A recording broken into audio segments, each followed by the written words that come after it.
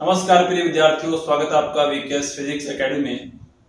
आज की ये वीडियो स्पेशल उन विद्यार्थियों के लिए है जो बीएससी या बीएससी बीएड कोर्सेज के अंदर अपीयरिंग है या जिन्होंने इन कोर्सेज को कंप्लीट कर लिया है या जो लास्ट ईयर के विद्यार्थी हैं जिन्होंने अभी एग्जाम दिया है और अगर वो आगे पोस्ट ग्रेजुएट कोर्स करना चाहते हैं एनआईटी या आईआईटी से आईआईटी जेम एग्जाम के थ्रू पोस्ट ग्रेजुएशन डिग्री करना चाहते हैं तो उसके लिए कुछ गाइडेंस और आगे की क्या अपनी रणनीति होनी चाहिए उसको लेकर हम बात करेंगे। स्पेशल मैथ के विद्यार्थियों के लिए जो आईआईटी जेम के माध्यम से एमएससी करना चाहते हैं।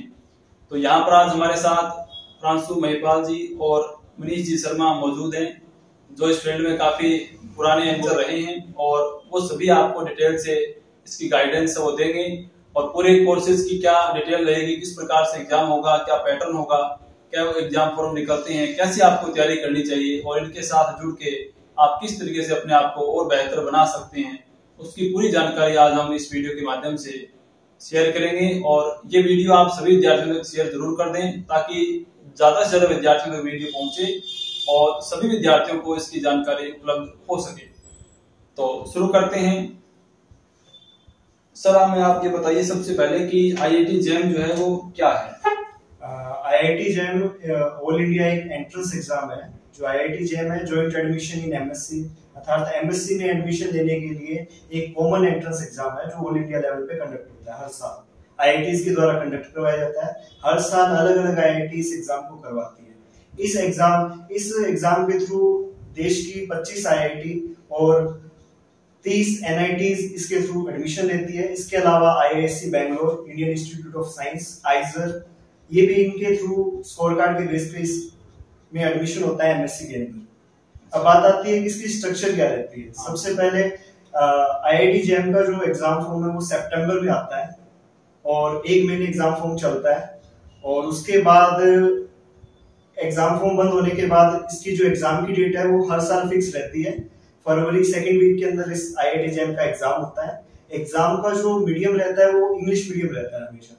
और आईआईटी जेम का एग्जाम है वैसे 7 सब्जेक्ट के अंदर होता है। Physics, chemistry, maths, biotechnology, geology, इन सभी सब्जेक्ट और मैथमेटिक्स, स्टैटिस्टिक्स के अंदर इनका एग्जाम कंडक्ट होता है। अपने हायर मैथमेटिक्स के अंदर बात कर रहे हैं स्पेशल मैथ सब्जेक्ट के ऊपर, तो मैं मैथ्स के अंदर आपको इसका पैटर्न बताना चाहूंगा कि आईआईटी जेम का जो एग्जाम का पैटर्न क्या रहता है, कितने क्वेश्चन आते हैं, क्या पैटर्न रहता है, क्या नेगेटिव मार्किंग रहती है। तो आईआईटी जेम में मैथ्स के पेपर में 3 सेक्शन रहते हैं, सेक्शन ए, सेक्शन बी और सेक्शन सी। सेक्शन ए में एमएसक्यू क्वेश्चन, एमसीक्यू क्वेश्चन आते हैं जिसमें एक विकल्प सही होता है और पार्ट बी के अंदर एमएसक्यू क्वेश्चन आते हैं जिसमें एक से ज्यादा विकल्प सही होते हैं और पार्ट सी के अंदर एनईटी टाइप के क्वेश्चन होते हैं, न्यूमेरिकल आंसर टाइप क्वेश्चन। तो उसमें न्यूमेरिकल कुछ राउंड ऑफ फिगर तक वैल्यू अपने को बतानी होती है। पार्ट बी और पार्ट सी है वो नेगेटिव मार्किंग नहीं होती है, सिर्फ पार्ट ए में ही नेगेटिव मार्किंग होती है। टोटल 60 क्वेश्चन आते हैं और 100 मार्क्स का पेपर रहता है। ये था आईआईटी जेम का जो एग्जाम का जो पैटर्न है ये। अब सेकंड क्वेश्चन है सर कि कौन कौन इस विद्यार्थी इस एग्जाम के लिए पात्र है, जो एग्जाम दे सकते हैं। जो आईआईटी जेम 2024 का एग्जाम जो अपकमिंग एग्जाम है वो वही विद्यार्थी दे सकते हैं जो इस साल सत्र 2023-24 के अंदर या तो बीएससी 3rd ईयर में है या बीएससी बीएड 4th ईयर में, वो विद्यार्थी इस एग्जाम को दे सकते हैं। या फिर जिन विद्यार्थियों ने बीएससी कंप्लीट कर चुके हैं बट वो चाह रहे हैं कि कुछ अच्छे इंस्टीट्यूट से अपनी एमएससी करें, कुछ प्राइम इंस्टीट्यूट, तो उनके लिए भी बेहतर चांस है कि वो भी इसकी तैयारी कर सकते हैं। इसके बाद सर अगर कोई विद्यार्थी आईआईटी जेम से अपनी पोस्ट ग्रेजुएट को कंप्लीट करता है एमएससी को, तो उसके क्या क्या फायदे उसको मिलेंगे, क्या क्या बेनिफिट्स उसके लिए रहेंगे। आईआईटी जेम के थ्रू सभी जानते हैं कि आईआईटी में पढ़ने का सपना हर एक बच्चे का होता है। नॉर्मली जेई के थ्रू, जेई को सभी जानते हैं इंजीनियरिंग के लिए होता है, बट आईआईटी जेम के बारे में बहुत ही कम लोगों को पता है। ये एक सबसे बड़ा कारण है। दूसरा, अगर आप इतने बड़े इंस्टीट्यूट से अगर अपनी एमएससी करते हो तो वहां का जो कोर्स स्ट्रक्चर होता है वो इस प्रकार से होता है कि आप अपनी एमएससी के साथ साथ ही नेट, गेट जैसे all India national level exam qualify कर सकते हो। तो ये सबसे बड़ा बेनिफिट है कि आपको अलग से मेहनत नहीं करनी पड़ती और साथ में आईआईटी से आप कर रहे हो तो नॉलेज में कमी नहीं आएगी, आपको नॉलेज इतना मिलेगा जो आपने सोचा नहीं होगा जो। और दूसरी चीज ये भी है एक कि आप लोगों ने अभी हाल ही में यूजीसी की गाइडलाइन सुनी होगी कि MSc प्लस नेट से आप असिस्टेंट प्रोफेसर रेगुलर पोस्ट पे अपॉइंट हो जाते हो। तो अगर आपको नॉलेज होगा तभी आप कुछ कर पाओगे, इसलिए आपका मास्टर्स अगर अच्छे से करना है तो आप IITs और NITs बेस्ट ऑप्शन है, वहां से कर सकते हो। तो इसके लिए आपको बेनिफिशियल रहेगा। अब एक लास्ट क्वेश्चन है सर इसके बारे में कि जो हायर मैथमेटिक्स है उसका IIT JAM एग्जाम को क्रैक करने में क्या इंपॉर्टेंस है, क्या रोल इसका रहता है? हायर मैथमेटिक्स एक सोच है, हायर मैथमेटिक्स कोचिंग है जिसके थ्रू बच्चों को IIT JAM के लिए इस साल प्रिपेयर करवाया जा रहा है। इस कोचिंग की नीड इसलिए पड़ी क्योंकि ग्रामीण क्षेत्र के अंदर बच्चे बाहर जाके इतनी महंगी फीस के साथ प्रिपरेशन नहीं कर पाते हैं। इसकी लोकेशन सर अगर बताते हैं विद्यार्थियों को, हायर मैथमेटिक्स कहाँ पर ये इसकी लोकेशन रहेगी, कहाँ पर ये कोचिंग स्टार्ट होगी? हायर मैथमेटिक्स कोचिंग है ये हमारे मेन मार्केट के अंदर जो मिलन गारमेंट्स वाली गली है उसके अंदर है, और बाकी आप कांटेक्ट डिटेल्स के थ्रू भी हमसे संपर्क कर सकते हैं। इनका जो एडवर्टाइजमेंट है वो वीडियो के ऊपर हम स्टार्टिंग में लास्ट में डाल देंगे, वहां से आप देख लीजिएगा, कांटेक्ट नंबर दे दीजिएगा।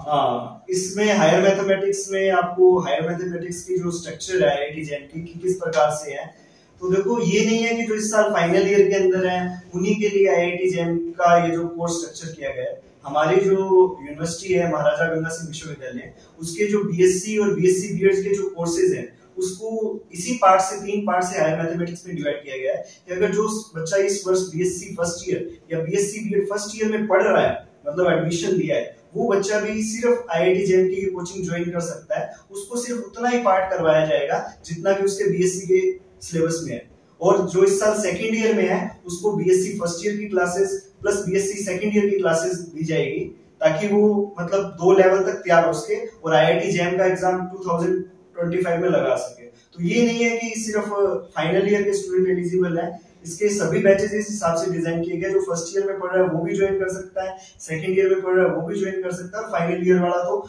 ज्वाइन कर ही सकता है। तो आपसे यही है कि अगर आप रियली में अच्छे प्राइम इंस्टीट्यूट से अपनी MSc करना चाहते हैं, नॉलेज लेना चाहते हैं, तो ये सही मौका है, ये सही प्लेस है आपका। आपके क्षेत्र के अंदर पहली बार ऐसा कुछ होने जा रहा है कि इतने कम समय के अंदर BSc के साथ आपको IIT JAM की तैयारी के लिए सही गाइडलाइंस दी जा रही है। तो एक बार आप विजिट कीजिए और आपको डेफिनेटली इससे बहुत फायदा मिलेगा। और बाकी आगे की जो भी अपडेट होगी IIT JAM और अदर बैचेस से रिलेटेड, वो आपको इस चैनल पे अवेलेबल हो जाएगी। तो इस चैनल को पहले सब्सक्राइब कीजिए और ज्यादा से ज्यादा शेयर कीजिए, ताकि ज्यादा से ज्यादा लोग IIT JAM के बारे में और अदर चीजों के बारे में जान सके और इसका ज्यादा से ज्यादा बेनिफिट ले सके। Thank you.